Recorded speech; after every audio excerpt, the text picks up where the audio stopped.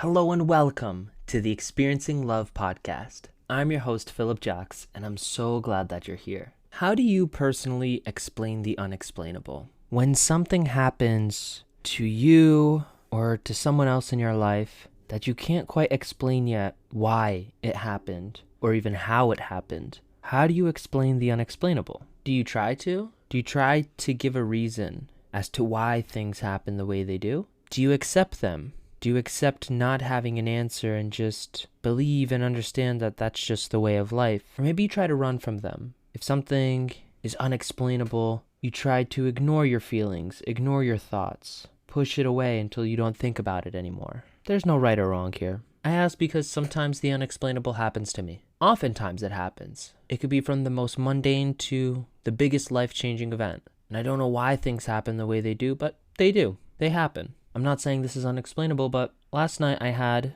a challenge falling asleep. I did everything that I normally did. I followed my routine at the exact time I usually follow it. I didn't do anything out of the ordinary, and yet I couldn't fall asleep. And it's definitely explainable. There's a reason as to why I couldn't fall asleep, and I don't know it. And in this case, I'm not looking to understand it. I'm just looking to accept it right now. But it got me thinking about things that just happen out of nowhere. Things that happen out of nowhere, and then what dialogue we choose to use to talk about those things. Sometimes the dialogue is positive, sometimes not so much, but it all happens. We all have these moments and we all think and talk about it. We accept it and we move on. Anyways, not falling asleep earlier last night has me in this introspective and philosophical mood. I want to absorb that content today. I want to question some things. Maybe I won't find the answers, and I actually probably won't. But I guess I'm looking to ask different questions. I'm looking for a little change, a little variety maybe. Today, upon going to the gym with my little brother,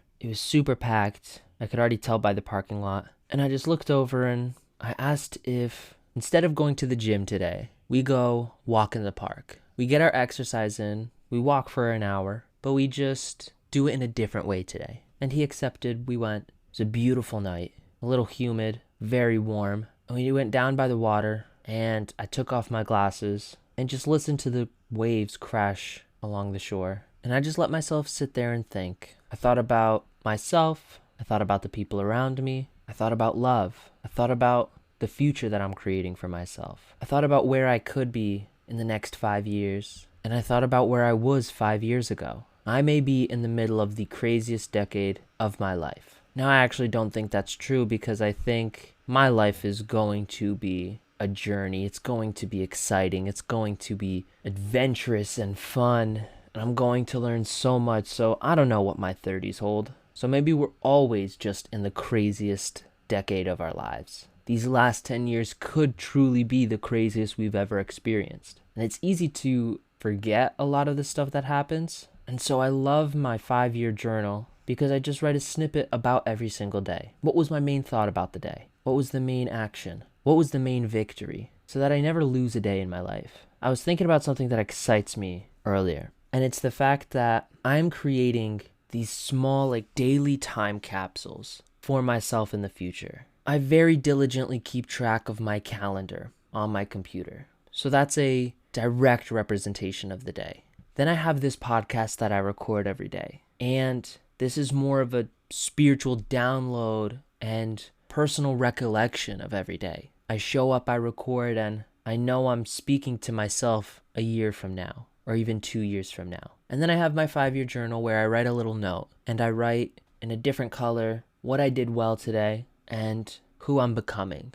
And I do that every single day. And those 3 things together paint an interesting picture about every single day that I've experienced this year so far. And as I continue to do these things every single day, I'll be able to paint out this entire year. And as I continue these practices, I could paint out the next 2 years, 3 years. I could notice patterns. I could look back with nostalgia, and I could give myself hope. I could give myself hope that what's coming in the future will be well. While I was walking in the park and I had my glasses off, I thought about how much it reminded me of my life. I have poor eyesight, so everything was pretty blurry. And I found it curious how life can sometimes feel like that. I look into the distance and I have a vague idea of what's in front of me. And it's a little blurry. And I think I can make out some shapes and some lights. And I make a guess. I make a guess as to what is right in front of me. And then I get to walk closer, and the vision becomes clearer. And oftentimes I see that I'm wrong. I'm wrong about my initial guess. And now being closer and seeing a little bit more clearly, I can make a new guess. And then I get closer and I'm wrong again. But each guess I'm making is getting closer and closer. The life that I'm creating,